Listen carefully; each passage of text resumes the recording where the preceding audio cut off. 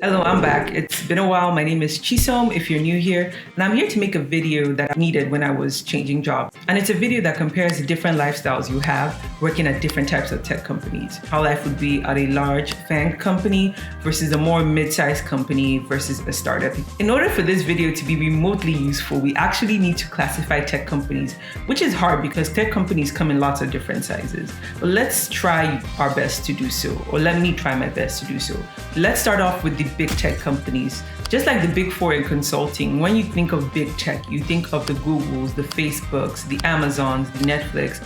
Even companies like Tesla and Nvidia would probably fall into this bracket. And what are some of the criteria you need to be part of big tech? First criteria to be part of the big tech classification is to be publicly traded in the US stock exchange. The second quality I think to be part of a big tech company would be to have more than 10,000 workers. Thirdly, the main criteria to be considered a large tech company would be to be the titan of industry, to be the most dominant company in your niche. That's why I personally wouldn't put like a Twitter or a Snapchat into this categories. When it comes to the market share of social media, Facebook is still the dominant force. Bonus points if the company is founded by some kind of renegade founder that dropped out of some Ivy League school. Basically, a lot of these big tech companies have founders who are almost as famous as the companies themselves, probably more famous. And if a company meets those three criteria, I consider them a large tech company.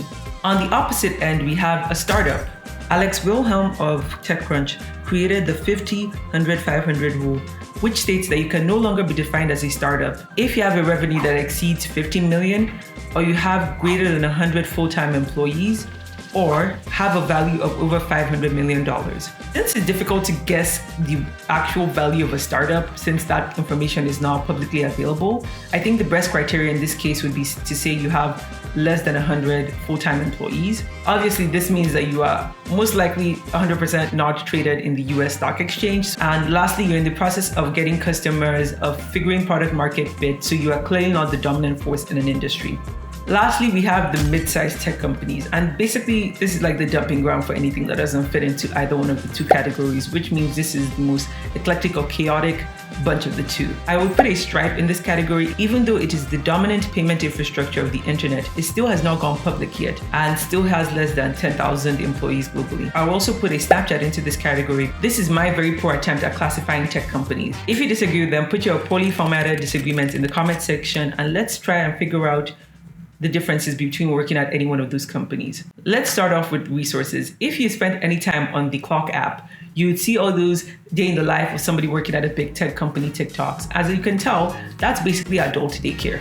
These companies are stocked with resources and have built entire campuses for their employees. They offer free lunches, free laundry, free anything, basically. If it can be given, it will be given at these large tech companies, at least pre-recession. These companies make so much money, they can afford to throw money at the most frivolous of things to keep employees happy and to make sure employees want to keep on working there. Also, at this point, the companies often have their infrastructure sorted out. So if you were to build something internally, there's a fleet of tools already there waiting for it to be built. You don't have to go try to download some weird package from some portion of the internet to get what you need done. For startups, some of your benefits include suffering. Second in his office, then he's going to come back. I mean, that's kind of what you sign up for. The hope is that this startup succeeds and you get all the fame and glory for being one of the early people at a startup. But in the beginning, this product is hemorrhaging money, so there are not that many benefits to offer. I know for a lot of US-based companies, the first benefit that they try to offer is healthcare, but I don't know how it is for European companies since healthcare is more socialized here. But yeah, if you're working at a startup, do not anticipate any benefits. Mid-sized companies, since they range so much, they can offer a wide range of benefits. So when you're working at a mid-sized company, don't be surprised if the benefits keep on changing from year to year as they try to standardize some of their offerings to their employees. This is also the time that if a company believes in a certain type of philosophy, so maybe the company believes in a lot of parental leave, or a company believes in remote work, this is actually the time they have the money and the resources to support that initiative. So they could give you a benefit to help set up your at-home office, or they could make sure you have a very long parental leave. With regards to scope of work, at a large tech company, your work is so scoped that it's a little ridiculous. You could be a PhD student with a specialization in techno-psycho-fabrication and still try to figure out what the best color of blue for a button at Facebook is. If you're wondering what techno-psycho-fabrication is, it's nothing because I just made it up. And there are lots of different reasons for this. One, they want a redundancy of workers. At this point, these companies have iterated so much and have a lot of resources that they do not want a situation where one product or one important feature is basically held captive by one employee because they're the ones with the deep specialized knowledge to do so. This is basically known as the bus factor. This is the idea that would this product work if this person was hit by a bus one random day or wins the lottery, whatever it could be. Basically, if this engineer, mostly in charge of the product, isn't here, would it be possible for another member of the team to quickly jump in and help fix it? And when you're a large tech company, that redundancy of employees is very important to avoid such a situation. Also, one less engineer working at an ambitious startup or a competing tech company would mean one less person plotting or trying to undermine the empire that these large tech companies have built. I know that sounds crazy, but it actually is better for these tech companies to pay some of the best and brightest minds to be working on different colors of blue than to be potentially working at a startup that might eliminate those companies. Like when you think about it, a lot of the big tech companies, literally the giants of industry, are like 20 years old. Within those 20 years, they have come to dominate the world and have access to a pool of people that could rival the size of countries, even continents. They have access to billions of people. So if you know in 20 years, these big behemoth tech companies are built, you can make the assumption that in the next 20 years, new and even larger tech companies will be built. I think Bill Gates best describes this. In the 1990s, Bill Gates was asked which company kept him up at night, AOL, Intel, or someone else. For those of you who do not know what AOL is, neither do I. Gates replied somewhat arrogantly that he never thought about those companies. What kept him up at night, he proclaimed, was two guys in a garage in Silicon Valley. Why it's such a good neighborhood? Do you know why your shitty house is worth 20 times what you paid for it in the 1970s? Because of people like us living in and starting illegal businesses in our garages. All the best companies, Apple, Google, Hewlett-Packard, even Aviato, all of them were started in unzoned garages. So if you're working at some kind of tech startup in San Jose, Bill Gates is very worried about you. Keeps them up at night. With regards to scope of work at a startup, I think people automatically assume that you got a wider scope of work. However, I think this might not always be the case. Because if you're a part of the first 5 engineers at a startup, yes, any work you can do, just do it. Anything that can help push the mission forward, just do. And maybe I would even extend this to the first 10. But after that, I think people begin to get scoped and people begin to hire specifically for certain positions, especially if they raise venture capital. So it makes sense at that point to begin to assign work to people who might specialize in it or be able to deliver faster. So yes, if you start really early at a startup, you can get to work on a wide variety of things. However, things become quickly scoped at a startup. Also, at this stage, you're very much trying to validate your product and see if people actually want what you're trying to build. So you cannot extend resources to things like security or Kubernetes. I mean, who's trying to secure an app with -1 users? Nobody. That also means that your work at a startup will be very much scoped to the immediate product offering of the company until enough hands are there to work on other things. At a mid-sized company, I feel like this is when companies begin to expand their offerings and begin to make other things available to the public. This is also the time where the company can extend resources on lots of different teams. There's the ops team, the security team. Somehow Kubernetes always gets involved. Somehow GraphQL is always in the situation. This means that if you're lucky enough to get into the right team, you can really work on some very groundbreaking stuff. It also means you have the privilege of being able to change teams more readily because those teams actually exist for you to move into. And the same thing happens at a larger tech company. There are more teams to work on, but a lot of the infrastructure has already been built. Now let's talk about possible upside or gains. There's this assumption that if you work at a large tech company, that's where you have the greatest upside, that's where you earn the most. And the answer to that is yes. 99.9% of the time, this is where you're going to make the most money if you work at a large tech company. It's also not just about making the money, is also the fact that the company is publicly traded. So if you think your company is currently doing well, but it might not do well in a year or two from now, you can always sell the stock if it's publicly traded. However, for mid-sized companies that are not available to the public yet, that are still privately held companies, you are given this thing called options.